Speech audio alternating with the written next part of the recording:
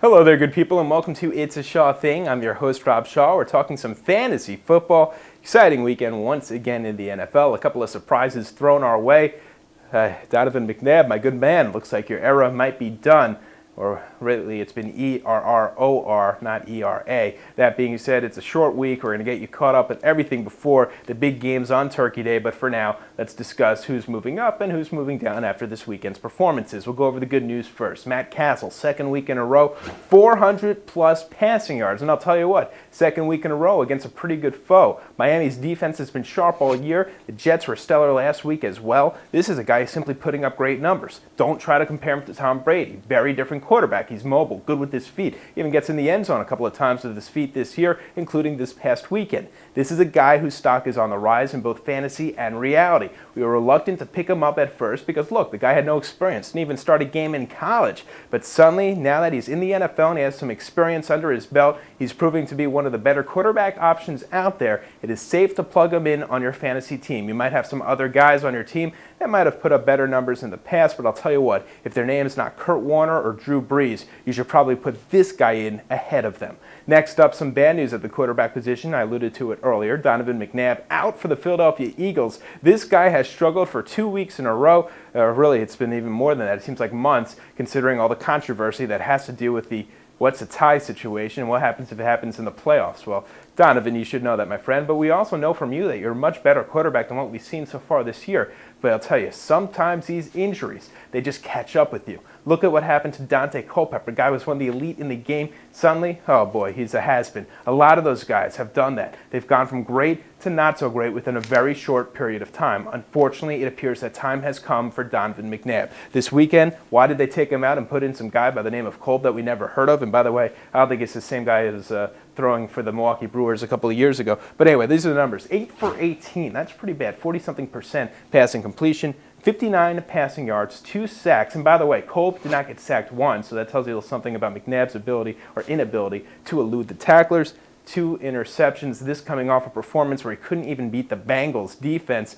Things are bad for Donovan McNabb, and for quite honestly, it might be over. We're going to discuss plenty more on this at opensports.com throughout the week, but for now, all I could tell you is get this guy off your fantasy roster at the very least, and make sure you look for other options to start this weekend. I'd prefer Chad Pennington, Tyler Thigpen. Believe it or not, there's many, many other options out there. Next up, let's talk about wide receivers, and especially in Houston. Rarely do we discuss anyone aside from Andre Johnson and maybe Owen Daniels, but Kevin Walter is right there in the discussion. This guy had a huge performance last year coming out of nowhere. Well, now we know who he is, and now we know what he's doing, and that is putting up huge numbers. The plays are now orchestrated to go with this guy. Obviously, Johnson's there. He is the star of this team, but look at what's going on in Arizona. You could have more than one valuable wide receiver on a football team, and Kevin Walter playing a vital role on this team so far. This past weekend, he was the best player on the offense. He ended up with 93 yards, 7 receptions, a touchdown on the season. That's 667 receiving yards, 7 touchdowns. This guy's on pace to get right around 1,000 receiving yards on the season and might end up with double-digit touchdowns. So Kevin Walter at this point, you start him. You pick him up and you start him. Sage Rosenfeld's not the best quarterback in the league, but he's getting things done, and Kevin Walter has been one of the most consistent wide receivers so far in the NFL, period. Next up, as far as a wide receiver moving in the wrong direction, Donnie Avery, obviously a second-round pick for the St. Louis Rams, has all the potential in the world, all the talent in the world, but it doesn't matter. Not when your quarterback's not getting much time to reach the deep route options, and that's exactly what Don Avery is. He is a great, valuable speedster who definitely could go deep and make some things happen. But with Orlando Pace injured on the offensive line for the St. Louis Rams, whether it's Bolger, Trent Green, or whoever they throw out there, things are not going to get done as far as that deep route option. So that being said, plenty of passes shorter to Torrey Holt, plenty of passes to big tight ends, but not Donnie Avery. This past weekend, 1 reception, 11 yards. Once in a while, I'll give you something nice to chew on. He did that against the San Francisco 49ers just 2 weekends ago. But when it comes to a defense that comes in that puts some pressure on the quarterback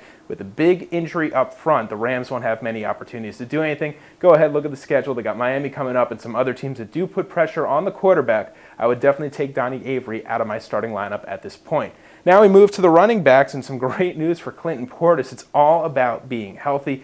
He's healthy. 29 rushes, 143 rushing yards. He is perfectly fine. Injuries obviously a huge factor for this guy and really for all the running backs in the NFL. We saw LaDainian Tomlinson, Brian Westbrook injured, and then because of that limited, Joseph Addai could throw in there as well. Marion Barber at times didn't look 100%. Well, that was the case for Portis just a couple of weeks ago. Didn't know if he was going to end up playing. He ended up playing. He wasn't all that great, but this past weekend he was. You could have confidence once again to put Clinton Portis in your roster. Have full faith in him. He is one of the elite running backs in the NFL. As far as a running back who's not amongst the elite in the NFL, Chris Johnson. Great start for the rookie. He's been great so far this year. Not going to blame him for the loss this weekend. Certainly wasn't his fault. The Jets simply played a better game. But Chris Johnson has struggled recently. You look at the numbers over the last 3 games. 41 rushes for 118 rushing yards, not one touchdown in the past 3 weeks. That's fewer than 3 yards per carry. That's about 40 yards per game. Not enough to have fantasy value there. Remember, this is a rookie running back. Those guys do get a little banged up. This is a much longer season than what they're accustomed to. Adrian Peterson last year, Marshawn Lynch, 2 guys who had great rookie seasons, at points did break down and miss some at a time. I don't know if Johnson's going to miss any time, but he certainly is missing his value right now. At this point, Chris Johnson should be limited, probably on your bench. Derek Ward of the New York Giants, Leon Washington, New York Jets, Jarius Norwood perhaps, even Atlanta Falcons. Those are backup guys who have some experience in the NFL. They are better fantasy options for the next couple of weeks until Johnson gets out of his funk. Even Kevin Smith, who was limited in playing time earlier this season, is starting to look good because he's fresh. You can't say that about Chris Johnson right now. Well, my friends, that is your fantasy football news and notes for now. We're going to discuss plenty more in the upcoming days. Until then, well, have a great day.